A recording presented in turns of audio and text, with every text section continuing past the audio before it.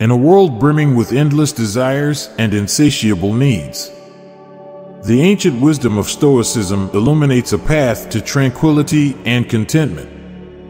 Imagine standing at the edge of a vast ocean, your gaze fixed on the horizon where the endless water meets the sky.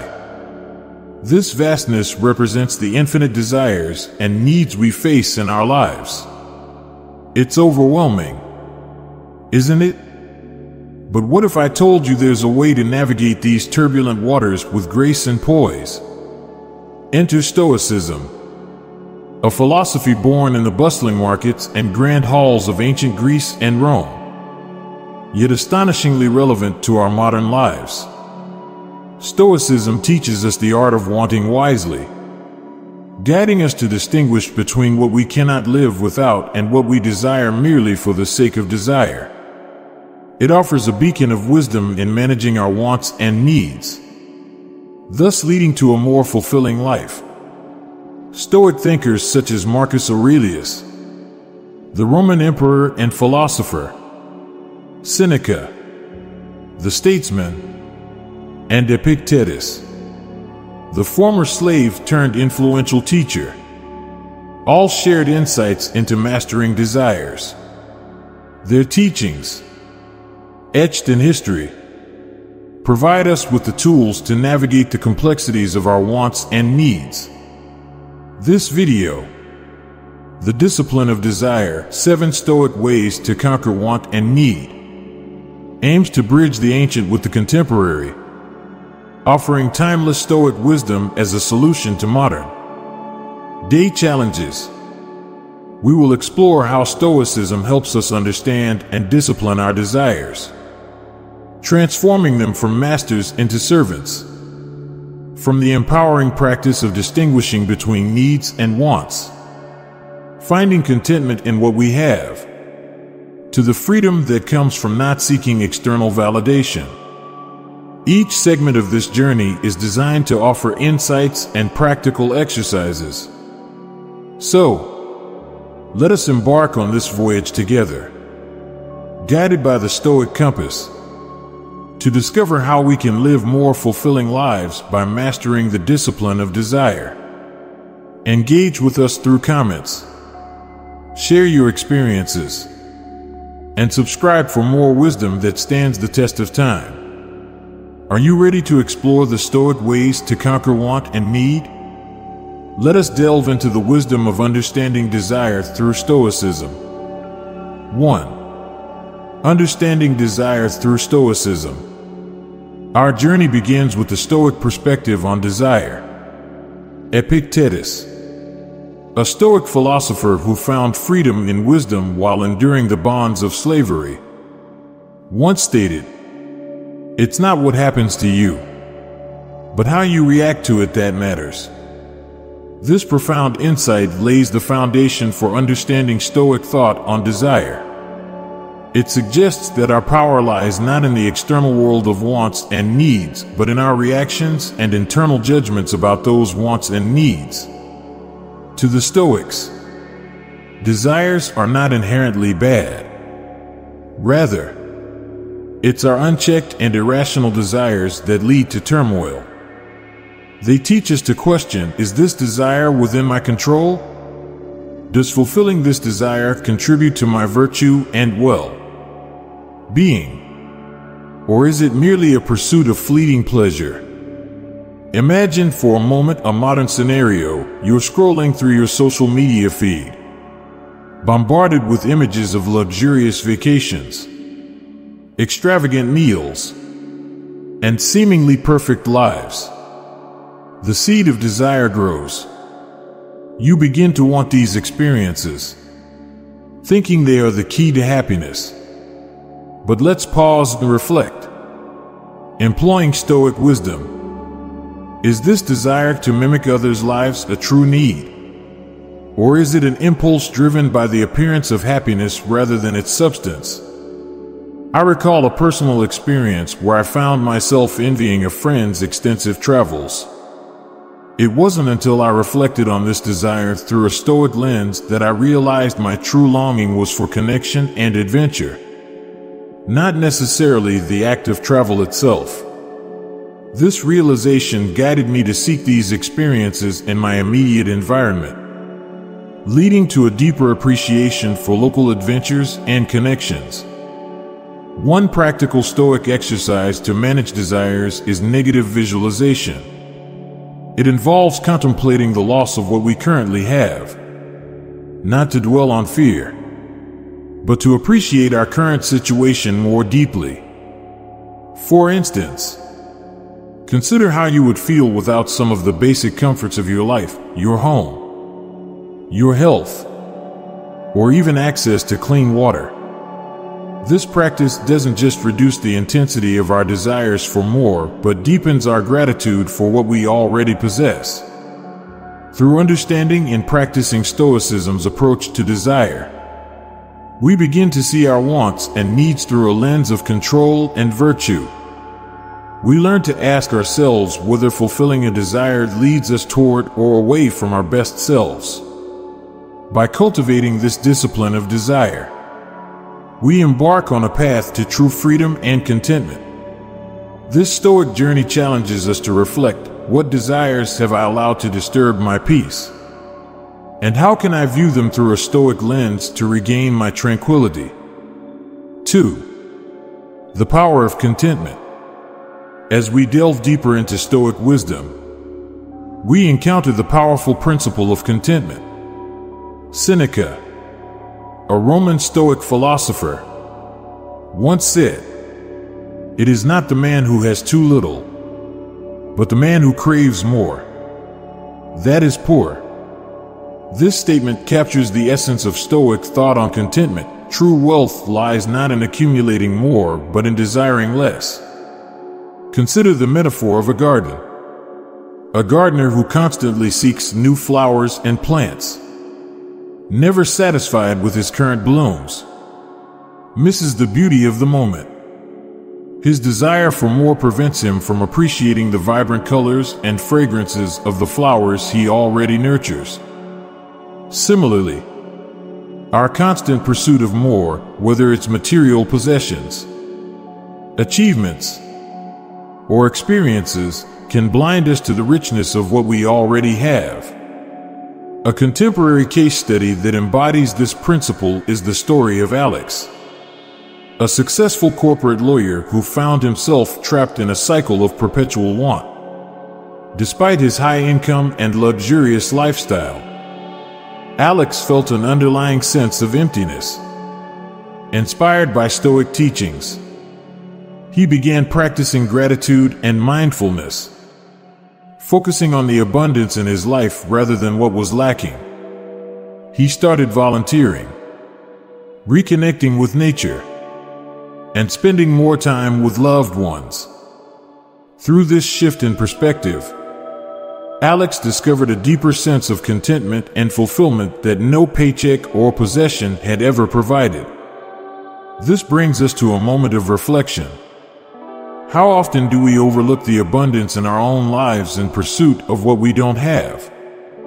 Are there aspects of your life, relationships, achievements, simple pleasures that you've taken for granted? A practical Stoic exercise to cultivate contentment is gratitude journaling.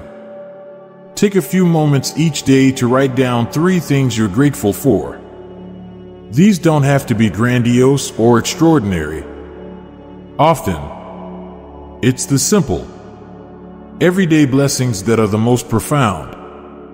This practice aligns with the Stoic principle of focusing on what we can control and finding joy and satisfaction within those boundaries. Contentment, as taught by Stoicism, is not a passive acceptance of mediocrity but an active appreciation of what is. It's a celebration of being enough, having enough, and doing enough.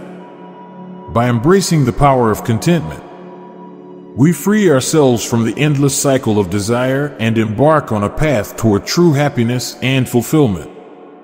As we continue to explore Stoic wisdom, let's carry with us the lesson of contentment, reminding ourselves to cherish what we have here and now. 3. Freedom from external validation. Moving forward on our Stoic journey, we approach the critical concept of seeking validation from within rather than from external sources. Marcus Aurelius, in his Meditations, advises, "You have power over your mind, not outside events. Realize this, and you will find strength." This insight directs us towards the Stoic approach to autonomy and self-validation, emphasizing the importance of grounding our sense of worth and achievement in our own judgments rather than the applause or approval of others. Reflecting on the quest for external validation brings to mind the tale of Lucia, a talented artist who spent years adjusting her work to suit the tastes and preferences of critics and galleries. Despite her success, Lucia found herself deeply unsatisfied, feeling that her art no longer represented her true self. It wasn't until she encountered Stoicism and the wisdom of Marcus Aurelius that Lucia began to shift her focus inward. She started creating art that resonated with her own values and vision, regardless of external acclaim. This shift not only reignited her passion for art, but also brought her a sense of peace and fulfillment she had never experienced when her validation depended on external sources. A Stoic practice that can aid in cultivating internal validation is journaling for self-reflection. By regularly setting aside time to reflect on our thoughts, actions, and the motives behind them, we can begin to identify where we seek external approval and why. This practice encourages us to question the value of such approval and gradually shift our focus towards internal metrics of success and contentment. Journaling allows us to converse with ourselves, much like Marcus Aurelius did in his Meditations. It's a space to be honest, to question, to affirm, and most importantly, to understand ourselves more deeply. This understanding fosters independence from external validation, as we begin to find assurance and satisfaction from within. Now, let's pause and reflect. In what areas of your life do you seek external validation? How does it affect your happiness and self-esteem? Imagine the freedom of releasing the need for others' approval and finding validation from within. What changes would that bring to your life? 4. The virtue of simplicity. The Stoic path leads us to the virtue of simplicity, a principle that champions living with less to uncover more joy, clarity, and purpose. Epictetus, with his characteristic wisdom, reminds us, wealth consists not in having great possessions, but in having few wants. This poignant statement encapsulates the Stoic view that true richness lies in simplicity and self-sufficiency, not in the accumulation of material wealth or the pursuit of extravagance. Imagine a river, steadily flowing towards the sea. Along its banks, the trees and plants thrive in their simplicity, needing little more than water and sunlight to flourish. This river, much like life, is at its most beautiful and effective when it flows unencumbered by debris. When we clutter our lives with excessive possessions, goals, and desires, we dam this river's flow, preventing ourselves from experiencing the natural beauty and tranquility of a simpler life. Take the story of Thomas, a high-flying executive whose life was the epitome of complexity. His schedule was packed, his possessions many, and his mind always occupied with the next acquisition or achievement. Inspired by Stoic philosophy, Thomas embarked on a journey of simplification. He decluttered his home, prioritized his commitments, and reevaluated his goals. This pursuit of simplicity led to profound changes in Thomas's life, offering him a sense of peace and fulfillment that his previous lifestyle never afforded. Inspired by Stoicism, let's engage in a practical exercise decluttering a small area of our life. This could be a physical space, like a desk or a closet, or an aspect of our digital life, such as our email inbox or social media. The act of decluttering not only creates physical and mental space, but also serves as a metaphor for simplifying our desires and commitments. It encourages us to question what we truly need and what serves our well-being. As you engage in this exercise, reflect on how simplification feels. What emotions arise as you let go of the unnecessary? How does it affect your sense of clarity and contentment? Now, consider this: how might your life change if you applied the principle of simplicity more broadly? Imagine the peace and freedom that could come from desiring less and appreciating the simple, essential aspects of life. 5. Resilience in the face of want. Our Stoic voyage now brings us to the shores of resilience, a quality that enables us to face life's challenges with courage and inner tranquility.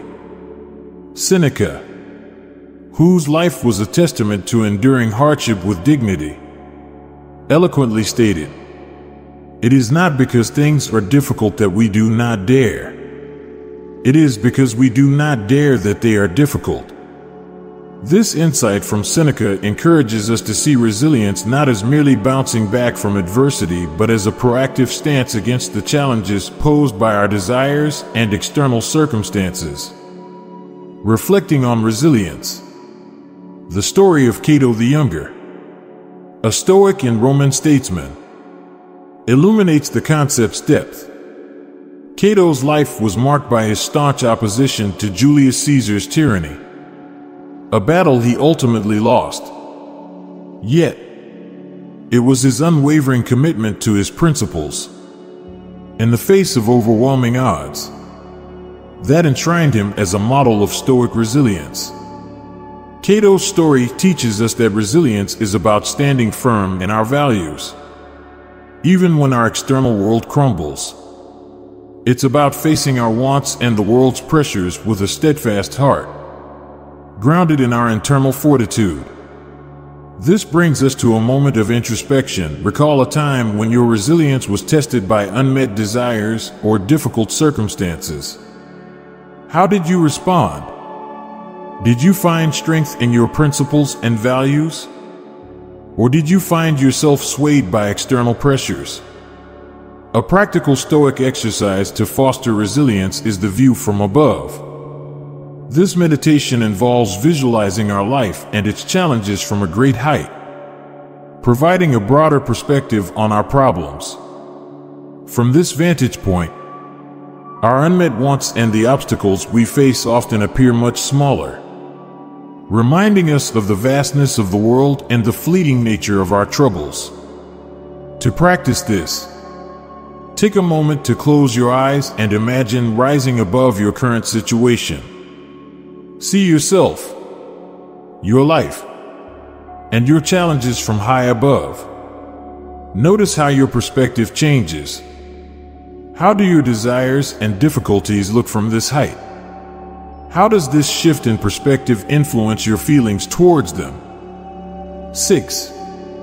Community and support. As we delve deeper into Stoic teachings, we uncover the importance of community and support. Marcus Aurelius, a beacon of wisdom and virtue, emphasized the interconnectedness of all people, stating, "What is bad for the hive is bad for the bee." This metaphor beautifully illustrates the Stoic belief that individuals thrive when they contribute to the well-being of their community, recognizing that support and interconnectedness are essential for personal and collective resilience. Consider the ancient redwood forests, where towering trees reach incredible heights. not just because of their individual strength, but because their roots intertwine with those of others, creating a network of support that sustains the whole forest. Similarly, in human communities, our connections with others provide the strength and support we need to overcome challenges and flourish. The story of Elena, a community organizer, embodies the Stoic principle of mutual support. Elena founded a local support group for individuals facing unemployment, a challenge she too had confronted. Through shared experiences, group members offered each other emotional support, practical advice, and encouragement, demonstrating the power of community in overcoming personal adversity. This collective resilience not only helped members navigate their challenges, but also fostered a sense of belonging and purpose. Inspired by the Stoic emphasis on community, let's consider how we can contribute to the support network within our own lives. Is there a group or community you're part of that could benefit from your skills, empathy, or simply your presence? Remember, offering support is not just about grand gestures. Sometimes, listening and being there for someone is the most powerful aid you can provide. A Stoic exercise in community building involves both offering and seeking support. Reflect on areas of your life where you could use guidance or assistance, and don't hesitate to reach out to your community.